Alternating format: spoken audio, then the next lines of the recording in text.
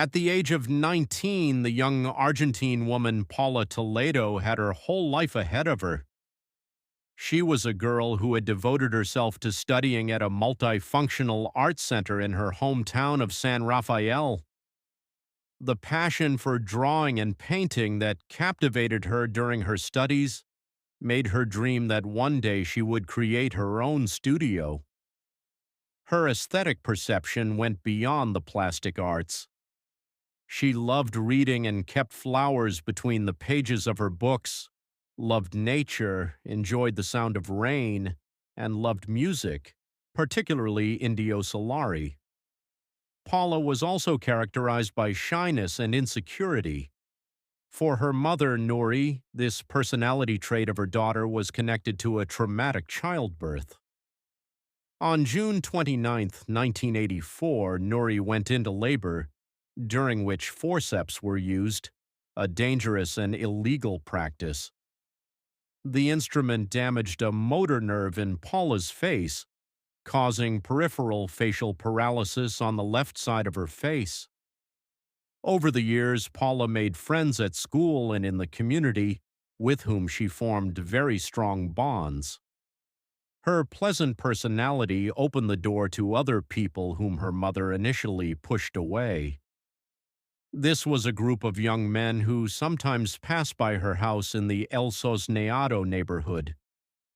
According to some reports, the Echegaray brothers and the Grain brothers formed a gang that exercised territorial control over the neighborhood and its surroundings. This gang included a man named Marcus Grain. He was the son of a prison guard with whom Paula developed friendly relations. As we have already said, Nuri did not approve of these acquaintances and insisted that these guys were not very good people. But Paula, for her part, tried to convince her mother that they were not as bad as they seemed. Unfortunately, all the facts that we will talk about today ultimately confirm Nuri's worst suspicions. Nuri told various media outlets that Paula often went out onto the porch to paint on her easel. It was at this moment that the young men would approach the house and talk to the girl. The woman never allowed this group of young men into her home. However, she could not prevent Paula from meeting them in other places, for example, at Marcus's house. In the end, Paula's relationship with these young men ended fatally when, on the morning of October 31st, 2003, a man heading to work saw a body in a canal covered with trash. This canal was located not far from an abandoned house, which in turn was next to Paula Toledo's house. The man quickly called the police. Officers arrived at the scene and recovered the body, which turned out to be the body of Paula Toledo. According to the forensic medical report, the girl had been struck in the face with a glass bottle. In addition, various signs of torture were found all over her body. She was found partially unclothed, and the cause of death was classified as cardiac arrest caused by the severe pain that Paula experienced. In addition to various cuts, blows, and burns, signs of rape were discovered, as well as various genetic materials, hair, blood, and semen, all from different people. It is known that samples of genetic material were taken from the victim's body, but the forensic expert who collected these samples threw them away because the swabs were allegedly contaminated due to poor preservation of the crime scene. The same expert, before taking new samples, did something that seems illogical. He washed Paula's body with water from a hose, removing all the traces left by those responsible for the horrific event. Paula's clothing, which included a coat, sweater, pants, and shoes, was sent for analysis to the city of Mendoza, but in a very strange way it was delivered to a nursing home. At the same time, the genetic material on it was not analyzed, and permission for this was not obtained from the girl's family. The police did not have many leads, so they decided to begin questioning different people. Using witness testimony, they selected 7 individuals who had been with Paula on the night before her death. These were Victor Echegaray, 17 years old, also known as El Parota, his brother Alejandro, 16 years old, also known as Nakanaka, Andres Morovilla, 27 years old, also known as Bruski, Ivan Gauna, 16 years old, also known as Kalita, Christian Torres, Jorge Sanchez, and Marcus Grain, 19 years old. On the same day that Paula's body was found, these 7 suspects were arrested and taken into custody. The police also went to the abandoned house because a party had allegedly taken place there the previous evening, and indeed they found signs that several people had been at this place.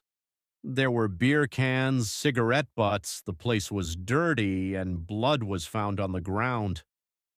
But again, the officers did not take a single sample from this place. It should also be noted that DNA samples were not taken from the accused. Moreover, in another turn of the case that also leaves much to be desired from the point of view of justice, these young men were released by a substitute judge. When the presiding judge returned to his position, he again demanded the arrest of these young men, but only 6 of them were caught, because by that time Marcus had already fled the city. The case progressed very slowly, and only in 2006 did the first trial take place, at which 6 of the 7 accused appeared before the court on charges of sexual assault and the murder of Paula Toledo. Thanks to the testimony of several witnesses, it was possible to prove that all the accused had been at the abandoned house on the night of the events. The prosecution was also able to present a chronology of what, in their opinion, happened to the girl that night and in the early hours of October 31st. According to the investigation, on the night of October 30th, 2003, Marcus came to Paula's house. The girl came out as quietly as possible because it was already very late and her family was resting. Marcus began talking to her and tried to persuade her to go with him and his friends to an improvised party they were holding in the abandoned house located very close to Paula's home. She agreed to go with him, but it is believed that she did not intend to spend much time with these young men, since she left the door of her house slightly open.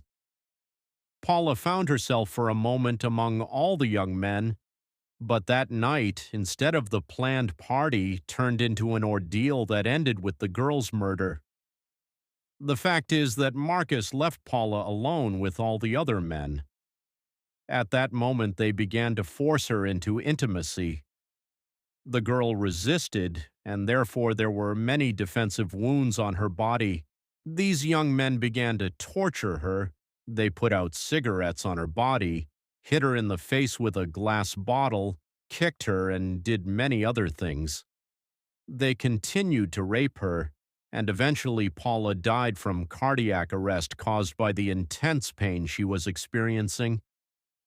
Then the young men took the girl's lifeless body and carried it to the canal where she was later found. They left it lying there and continued their party as if nothing had happened. By that time, it was already early morning on October 31st. Despite the presence of several pieces of evidence and the timeline that had been established based on witness testimony and the police investigation, due to the improper examination of the crime scene, the judges acquitted the Echegaray brothers, Ivan Gauna, Christian Torres, and Jorge Sanchez due to lack of evidence. The case against Andres Morovilla was also dismissed.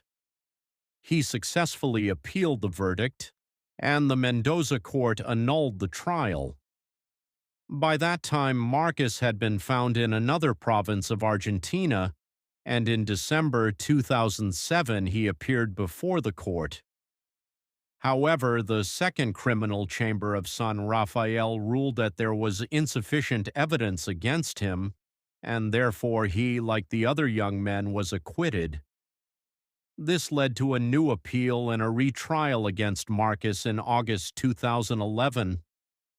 The other six were not tried again because the authorities adhered to the principle that a person cannot be tried twice for the same crime.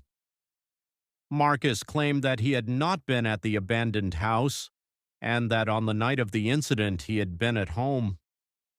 As before, on September 1st, 2011, Marcus was acquitted due to lack of evidence, although it had been established that he was the one who handed Paula over to the other members of the group that night.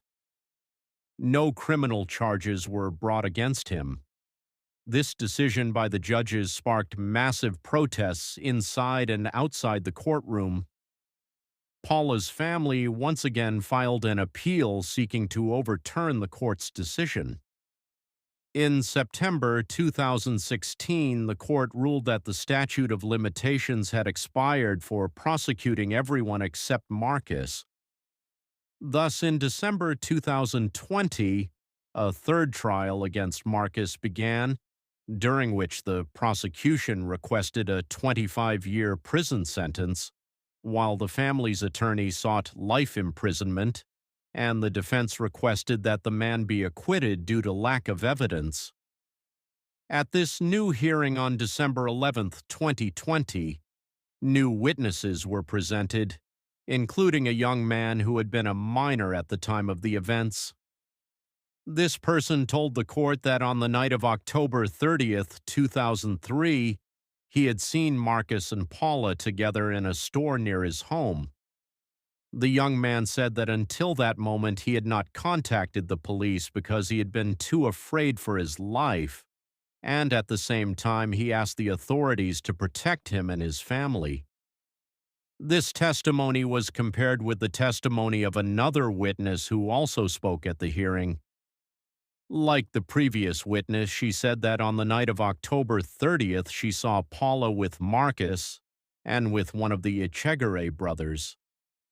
She said that the three young people were buying beer at a store located near her home. These two testimonies did not change anything, except that they contradicted Marcus's statement. He, in turn, said that he had not seen Paula that night. The only people who defended him were his parents. They said that Marcus had been drinking with friends near their house, after which he went to sleep, and that during the night and the early morning of October 31st he did not go anywhere. However, since this was testimony from his parents, it carried little weight with the authorities. The defense also argued that none of the 70 witnesses who testified was able to establish that Marcus had been at the crime scene, and therefore there was no incriminating evidence. On February 12, 2021, the verdict was delivered, and on that day, protesters gathered outside the courthouse to observe the final hearing. On that day, Marcus addressed the court with a few final words. "Listen, I know everything that the Toledo family has gone through over these 17 years. I understand the pain they have experienced.